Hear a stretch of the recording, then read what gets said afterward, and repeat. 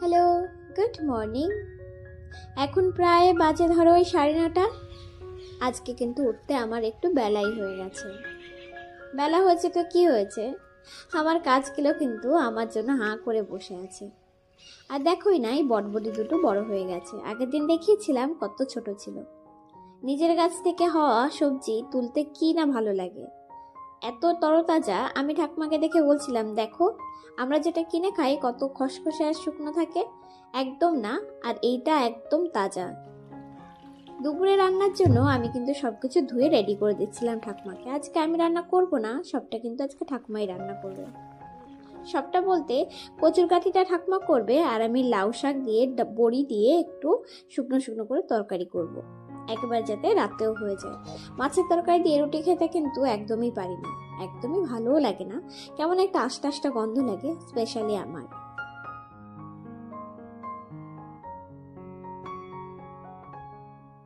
এরপর দুপুরে স্নান করে একটু ফ্রেশ হয়ে নিয়ে দুপুরে খাওয়া দাওয়া সেরে নিয়েছিলাম।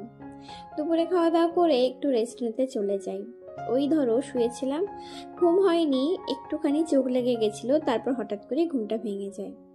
যেহেতু আজকে ট্যাঙ্কিতে জল ছিল না, তার জন্যই তাড়াতাড়ি উঠে পড়ি।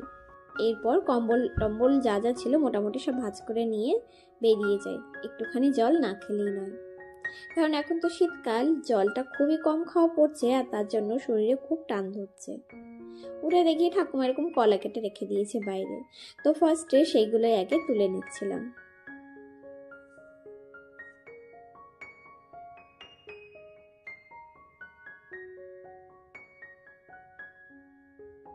এরপর টুইটিও করতে করতে ছাদে চলে যাই। আজকে যে একদম মহা বড় টাস্ক রয়েছে, জল ভরা। এইদিকে হয়েছে বড্ড ঝামেলা। জলের ফোর্সটা এত বেশি দিচ্ছে যে দাঁড়িয়ে থেকে জল না ভরলে ট্যাঙ্কি এত বেশি ভরে পড়ে যায়, পরে ভীষণ ঝামেলা হয়। আমি ছাদে গেছিলাম, ততক্ষণে ওই যে দুষ্টু পাখি গুড্ডি ও এসে হাজির। ওর সঙ্গে তো একটু খেলা করতে হবে এখন।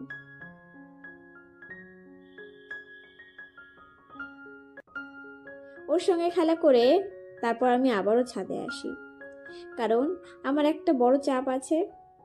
এই যে ট্যাঙ্কি মহারানী, উনি এখনো ভরেননি, এখনো ওনার অপেক্ষা।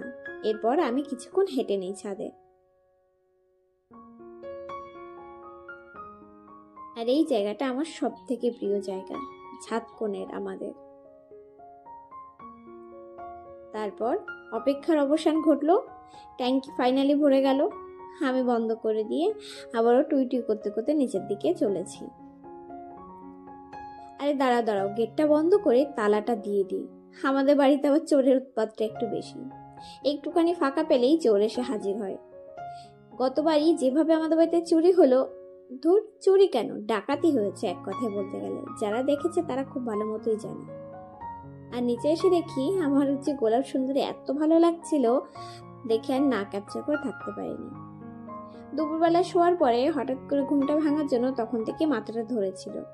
আর এই ধরা মাথা থেকেই ধীরে ধীরে যে কিভাবে মাথা ব্যথা শুরু হয়ে গেল বুঝতেই পারিনি। তো ভাবলাম সন্ধ্যার পরে একটু আদা দিয়ে কড়া করে চা বানিয়ে খাবো।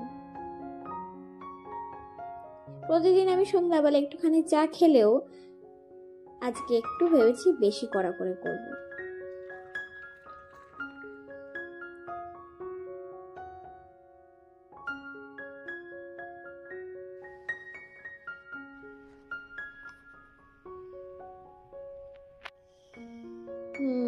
বেস্ট, যেমনটা চেয়েছিলাম ঠিক তেমনটাই হয়েছে। তবে কি জানো তো, চা খাওয়ার পরেও আমার মাথার ব্যথাটা ছাড়েনি। তা ভাবলাম একটু তেল লাগাই। আর এই যে তেলটা আমি কিন্তু নিজে বাড়িতেই বানিয়েছিলাম, সত্যি খুব ভালো কাজ দেয়। যদিও আমি লাগানোর ঠিক সময় পাই না, সময় পেলেও আমার মনে থাকে না, অনেক কাজে চাপ থাকে তার জন্য। আর আজকাল তো নতুন ডিউটি, তার জন্যই এখন তো আরোই সময় পাই না।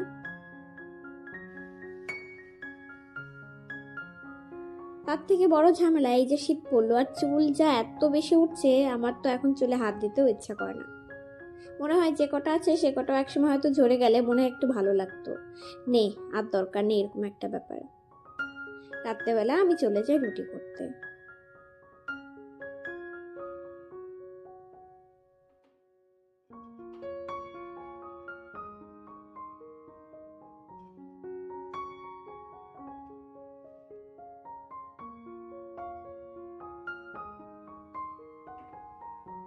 রুটি রুটি করা হয়ে গেলে সমস্ত কাজ গুছিয়ে নিয়ে গ্যাস চুলো কিচেনটা সাফ করে নিয়ে তবে কিন্তু রাতে শুতে যাওয়াটা আমার কাছে বেশি ভালো লাগে।